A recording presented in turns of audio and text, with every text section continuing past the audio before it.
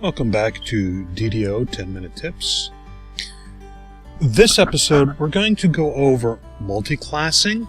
I didn't go over it before because there's quite a few things you have to take into consideration, and it really isn't something that is,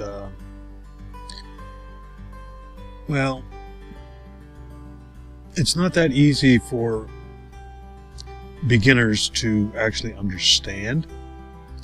There's a lot of work that goes into creating a viable multiclass character. And when we talk about multiclass, we are talking about one character that has two or three classes available to it. Like, this is Ensign. This is my first character. It's also one of my favorite Dungeons and Dragons paper and pencil characters.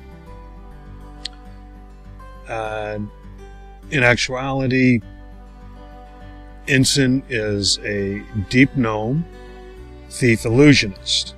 Now, on the free-to-play account, there is no illusionist class, and I don't have access to the gnomish races. So the next best thing was to go with a halfling and a thief sorcerer. Now, I made some mistakes. I really wasn't thinking about what was needed. I figured the game system would let me know. It doesn't, except for whenever I try to do something that the class should be able to do, but one or more of the statistics isn't strong enough.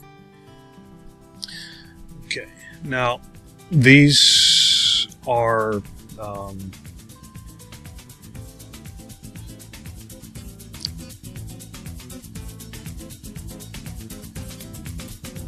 adjusted on some of them, like the Constitution, basic 14, 4 effect. The dexterity is raised 1 by feet, and the strength is raised by a total of 5. Now, the other thing about Ensign is that I ran through the game system itself. I didn't actually go into creating a custom character, which is what you have to do if you're going to create a multi-class character. There's no way around it, because in this case, the thief has higher strength, and that's the predominant one, whereas a sorcerer has a higher charisma. So if you notice, I've got a poor charisma. It's a base 8, raised at 1 with a tome. To be good at any class, there's basically a minimum you should have. I'm not saying you can't do it with lower, but there's a minimum on certain statistics. Like for your casters, charisma for sorcerer, wisdom for sorcerer, intelligence for a wizard,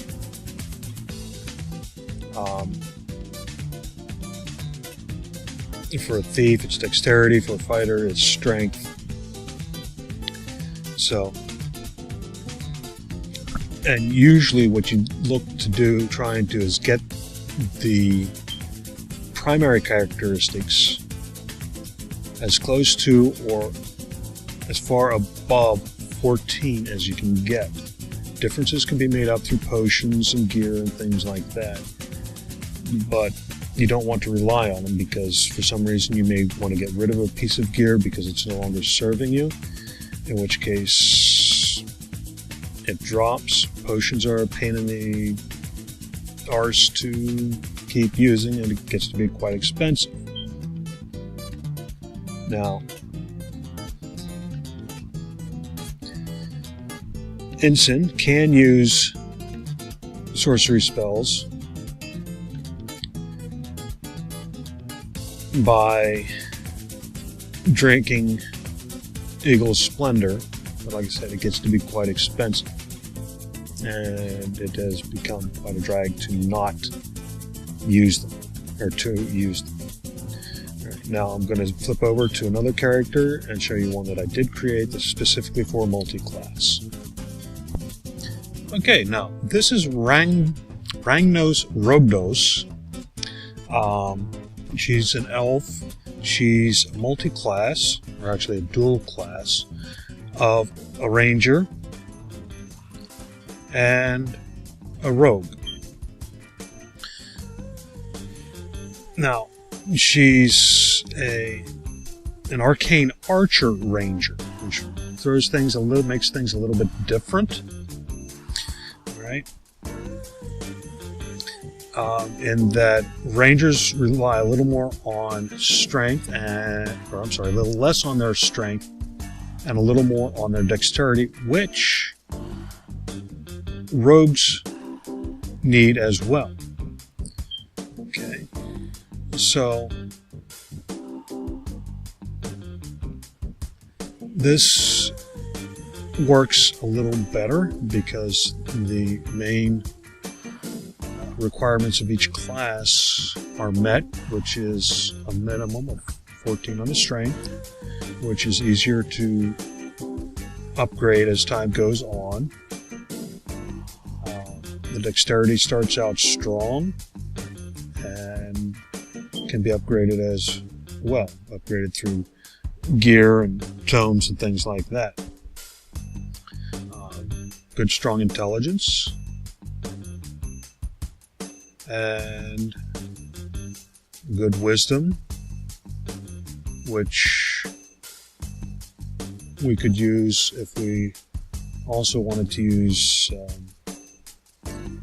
throw in a bit of cleric for a little bit of spell casting.